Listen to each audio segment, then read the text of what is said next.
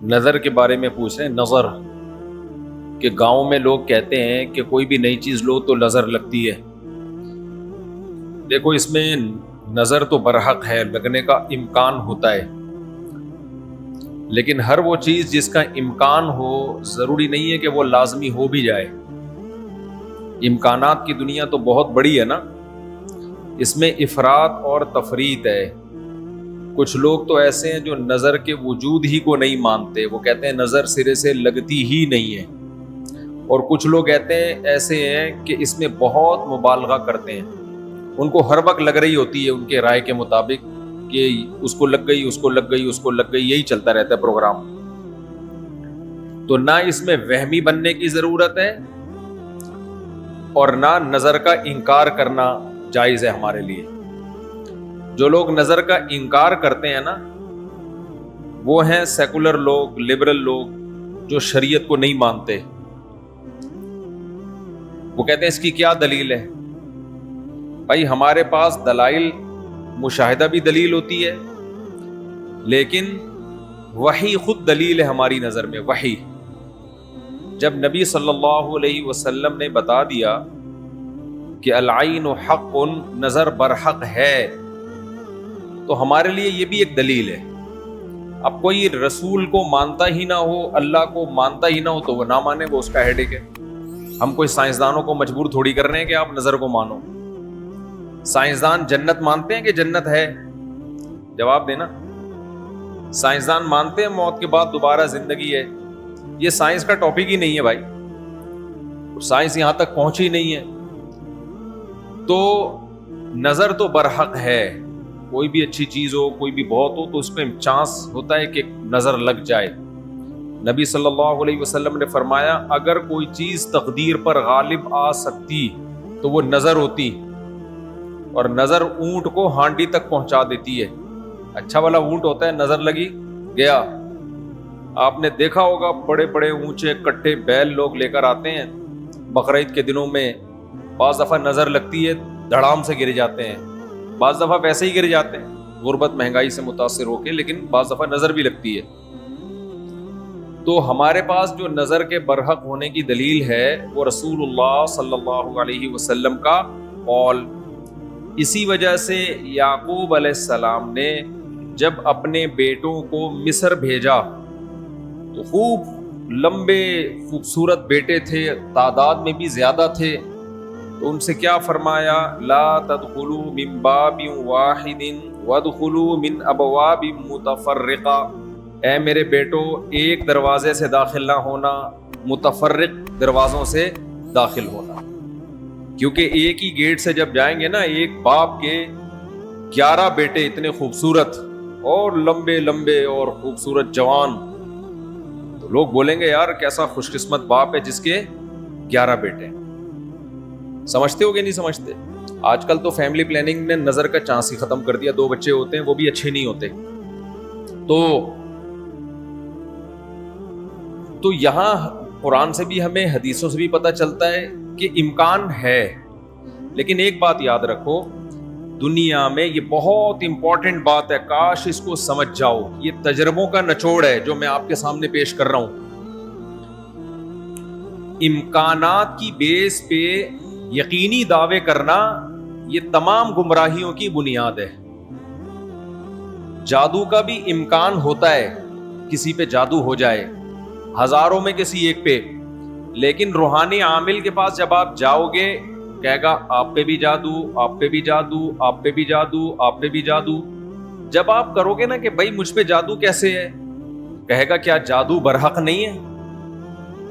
سمجھ میں آ رہی ہے بات؟ ڈاکٹر یہ بدماشی کبھی نہیں کرتا. آپ ڈاکٹر کے پاس جاؤ، آپ کے گردے میں پین ہو رہا ہے، وہ چیک کرے گا کہ گیس کا پین ہے یا پتھری کا پین ہے، کیونکہ ڈاکٹر اس کا علم ہے باقاعدہ.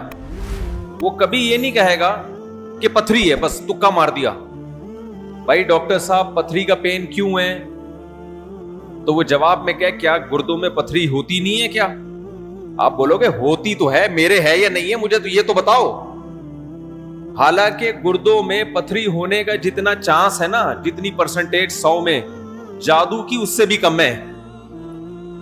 ہزاروں میں کسی ایک پہ ہوتا ہے جادو.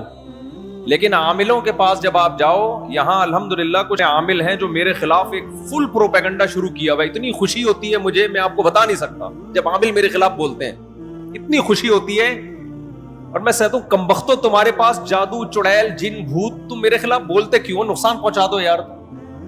تو اس سے ان کا کمزور ہونا اور ثابت ہو جاتا ہے کہ ان تلوں میں تیل نہیں ہے. خیر, میں نظر کے موضوع کو مکمل کروں کیونکہ روحانی عاملوں کی بات آتی ہے تو مجھے ان کے خلاف بولنے میں سا خون بڑھتا ہے میرا, ایک دم جوش میں آ جاتا ہوں. ایسا لگتا ہے کچھ نہیں بھی کھایا ہو پاور آ جاتی ہے باڈی میں.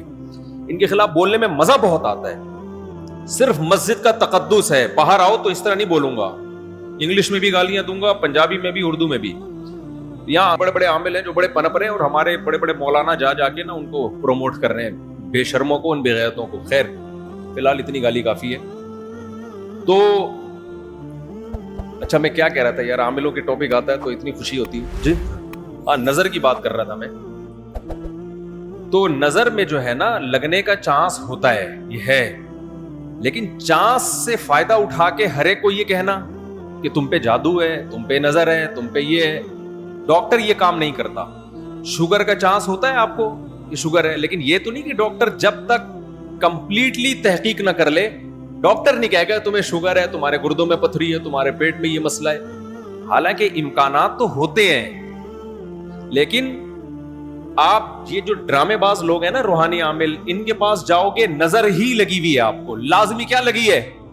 کیونکہ جب کسی کے پاس کوئی فن نہیں ہوتا, علم نہیں ہوتا, تو وہ سب کچھ جانتا ہے. پھر سمجھ رہے, ڈاکٹر کے پاس علم ہوتا ہے کڈنی کا, لہذا تحقیق کرے گا, 100 میں 2 کو کہہ دے گا تیرے گردے خراب ہیں.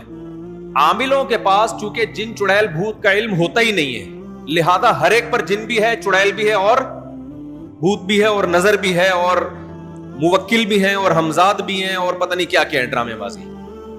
سمجھتے ہو؟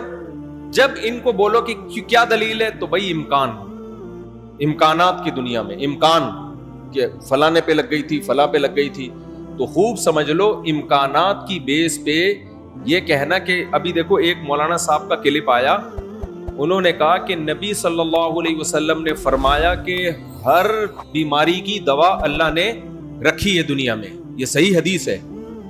پھر انہوں نے ایک دوا بتائی کہ یہ شوگر کی بہترین دوا ہے. بھائی آپ ڈاکٹر ہو, آپ سائنٹسٹ ہو, کہہ رہے میں نے یہ کہیں سے نکالی ہے. ڈاکٹر کہہ رہے ہیں شوگر ایک اسٹیج پہ پہنچنے کے بعد لا علاج ہے, یہی کہتے ہیں نا ڈاکٹر. بھائی شوگر ایک اسٹیج پہ پہنچ جائے تو وہ کیا ہو جاتی ہے, اب ٹھیک نہیں ہو سکتی, کنٹرول کرنی پڑے گی, لبلبا ٹھیک نہیں ہوگا آپ کا. انہوں نے کہا کہ دیکھو ہر بیماری کی اللہ نے شفا پیدا کی ہے, تو یہ میڈیسن, یہ کوئی دیسی نسخہ ہے, یہ شوگر ٹھیک کر دے گا. اب دلیل کیا دے رہے ہیں؟ ہر بیماری کی اللہ نے دوا پیدا کی, یقیناً کی ہے, لیکن کیا وہ آپ کو معلوم ہے؟ کیا وہ دوا یہ ہے جو آپ پیش کر رہے ہیں؟ اس کی کیا دلیل ہے؟ بھائی بہت ساری دوائیں لوگوں کو معلوم نہیں ہے. تو اب یہ سمجھیں کہ 2 انتہائی میں جلدی سے کمپلیٹ کروں اس موضوع کو, کہ نظر لگنے کا چانس ہوتا ہے, لیکن یہ نہیں ہے کہ جو بھی کوئی اچھی چیز ہوگی, کچھ بھی ہو جائے, اس کو نظر ہی لگی ہے. تو یہ فہم کی دنیا سے باہر نکلنا چاہیے. جو سیکولر لبرل لوگ ہیں جو نظر کا بالکل انکار کرتے ہیں, وہ کہتے ہیں فلاں فلاں پہ کیوں نظر نہیں لگی, وہ اتنے ہینڈسم, اتنے خوبصورت لوگ ہیں, فلاں کی آواز اتنی اچھی, ان پہ نظر کیوں نہیں لگی. تو اب اصول سمجھیں, نظر لگنے کے لیے علماء نے قاعدہ ضابطہ بیان کیا ہے. جو چیزیں مشہور ہوتی ہیں نا ان کو اکثر نظر نہیں لگتی. نظر ہمیشہ اچھمبے کی چیز کو اچانک, جیسے میں لوگوں سے کہتا ہوں بھائی آپ انتہائی غریب تھے, سائیکل بھی نہیں تھی آپ کے پاس, اچانک آپ کے پاس بہت زیادہ پیسہ آ گیا, اور علاقہ بھی وہی ہے, رہتے اسی غریبوں کے محلے میں ہو, گندے نالے پہ رہتے ہو, سائیکل پہ تھے, اچانک لینڈ کروزر آ گئی آپ کے پاس. یہ جو اچانک والا کام ہوا ہے نا, اس میں نظر لگنے کا چانس ہوتا ہے. سمجھ میں آ رہی ہے بات؟ اب دیکھو یعقوب علیہ السلام کے بیٹے مصر میں ان کے ساتھ ہی رہتے تھے, مصر میں نہیں, شام میں ساتھ رہتے تھے. وہاں یعقوب علیہ السلام نے نظر سے بچنے کا یہ والا اہتمام ہمارے علم میں نہیں ہے کہ بچوں کو کہو دروازے سے الگ الگ جایا کرو, ایک ہی دروازے. لیکن جب مصر جا رہے ہیں نا, اجنبی جگہ ہے, وہ لوگ یعقوب علیہ السلام کے بیٹوں سے مانوس نہیں ہیں.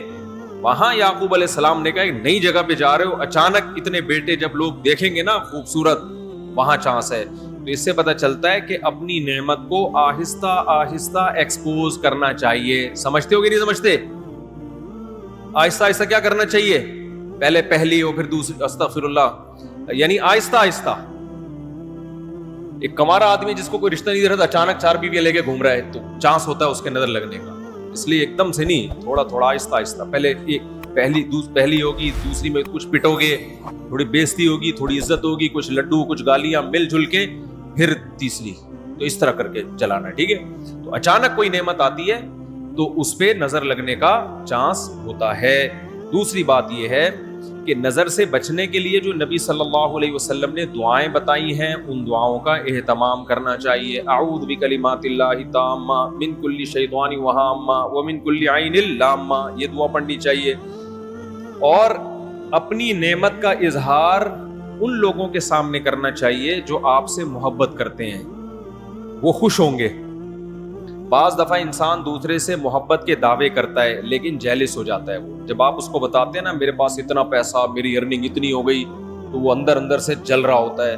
تو حاسد کی نظر لگنے کا چانس زیادہ ہوتا ہے. سمجھتے ہو؟ تو اپنی نعمت ہر ایک کے سامنے نہیں بیان کرنی چاہیے. بعض دفعہ اپنی نظر بھی لگتی ہے انسان کو, تو خود پسندی میں, عجب میں مبتلا نہیں ہونا چاہیے. جب بھی کوئی نعمت ہو آدمی کیا کہے؟ اللہ کی دین ہے بھائی, میرا کمال نہیں ہے. کس کی دین ہے؟ یہ اللہ کی دین ہے. تو ان چیزوں کے اہتمام سے نظر کا چانس کم ہو جاتا ہے. باقی عاملوں کے پاس نہ نظر کا کوئی علاج ہے سوائے مسمرزم کے. دماغ کو کنٹرول کر کے کچھ الٹی سیدھی چیزیں آپ کی کھوپڑی میں ڈال دیتے ہیں, تو اس سے آپ سمجھتے ہو کہ میں ٹھیک ہو رہا ہوں. ٹھیک نہیں ہوتے, آپ مینٹلی تھوڑا سا کیا ہو جاتے ہو؟ مطمئن ہو جاتے ہو. اور ان کا اپنا دماغ بھی خراب ہوتا ہے, آپ کا بھی دماغ خراب کرتے ہیں. سمجھتے ہو؟ اچھا, میں جب عاملوں کے خلاف بولتا ہوں لوگ کہتے ہیں یہ 2 نمبر عاملوں کے خلاف ہے. بالکل غلط بات. میں 1 نمبر عاملوں کے خلاف ہوں, یہ ذہن میں رکھوں. 2 نمبر کو تو میں لفٹ ہی نہیں کراتا. میں ان عاملوں کے خلاف ہوں جن کو علماء بزرگان دین سمجھتے ہیں کہ بہت بڑی پہنچی ہوئی چیز ہے یہ. میں ان کو 2 نمبر سمجھتا ہوں. یہ کخ بھی نہیں کر سکتے. سمجھتے ہو؟ یہ کچھ بھی نہیں کر سکتے, چاہے امریکہ میں ہو, چاہے جاپان میں ہو, چاہے پاکستان میں ہو, چاہے کراچی میں ہو, چاہے پنجاب میں ہو, سب ایک جیسے ہیں. اس لیے اپنے آپ کو بچاؤ ان فضول لوگوں سے. اچھا بھائی, حضرت محمد صلی اللہ علیہ وسلم پر جادو کے اثرات سے متعلق اہل سنت کا کیا عقیدہ ہے؟ نبی پر جادو ہوا تھا, بخاری مسلم سے ثابت ہے, لیکن ہوا کیوں تھا؟ آپ کہیں گے نا ایک طرف تو آپ کہہ رہے ہیں جادو اتنی آسان نہیں ہے, ہزاروں میں کسی ایک پہ, تو پیغمبر پہ ہو گیا. دیکھو کچھ چیزیں نبی صلی اللہ علیہ وسلم کے ساتھ ایسی ہوئی ہیں جن میں کوئی حکمت تھی. یہودی آپ کو جادوگر کہتے تھے, جادوگر جادوگر. اللہ نے تھوڑا سا اثر ہونے دیا تاکہ یہودیوں کو الزام لگانے کا موقع نہ ملے. جادوگروں پہ جادو کا اثر نہیں ہوتا, تو تھوڑا سا اثر اللہ نے ہونے دے دیا. اتنا اثر کہ آپ کبھی کبھار بھولنے لگے کچھ چیزیں, کچھ کام کیا ہوتا آپ کو یاد نہ ہوتا. اس سے زیادہ اثر نہیں ہوا آپ کے اوپر. اور یہ اثر اس لیے اللہ نے ڈالا تاکہ لوگوں کو یقین آ جائے آپ بشریت میں کامل ہیں اور آپ جادوگر نہیں ہیں. اصل مقصد یہ الزام کی نفی تھی. اگر یہ اتنا آسان ہوتا تو ابو بکر پہ کیوں نہیں ہو گیا میرے بھائی؟ حضرت عمر پہ کیوں نہیں ہو گیا؟ حضرت عثمان پہ کیوں نہیں ہو گیا؟ سیدنا علی پہ کیوں نہیں ہو گیا؟ یہ تو ایک تماشا بنا لیتے لوگ. فرعون کے موسیٰ علیہ السلام کے مقابلے میں جادوگر آئے ہیں. آپ لوگ کو آواز صحیح آ رہی ہے؟ گونج تو نہیں رہی ہے آواز؟ مجھے تو گونج رہی ہے آواز. بھائی موسیٰ علیہ السلام کے مقابلے میں جادوگر آئے. قرآن کہتا ہے یخیل الیہ من سحرہم انہا تسعی. جادوگروں نے دماغ کو ایسا کیپچر کیا ہے کہ دیکھنے میں ایسا لگا کہ یہ لاٹھیاں نہیں بلکہ سانپ ہیں.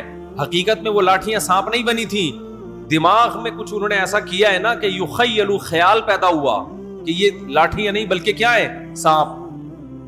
دیکھو انبیاء کے دماغ کو ایسے کیپچر نہیں کیا جا سکتا, لیکن اللہ نے یہاں ہونے دیا. موسیٰ علیہ السلام کو بھی ایسا لگا کہ یہ لاٹھیاں نہیں بلکہ کیا ہے؟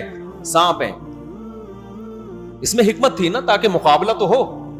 اب سوال پیدا ہوتا ہے جب موسیٰ علیہ السلام مقابلہ جیت گئے, فرعون نے دھمکی دی جادوگروں کے کہ تمہارے ہاتھ پاؤں کاٹ کے میں قتل کر دوں گا, تو جادوگر وہی رسیاں دوبارہ فرعون کی طرف پھینک دیتے کہ تو قتل کر کے دکھا ہمیں. کیا خیال ہے بھائی؟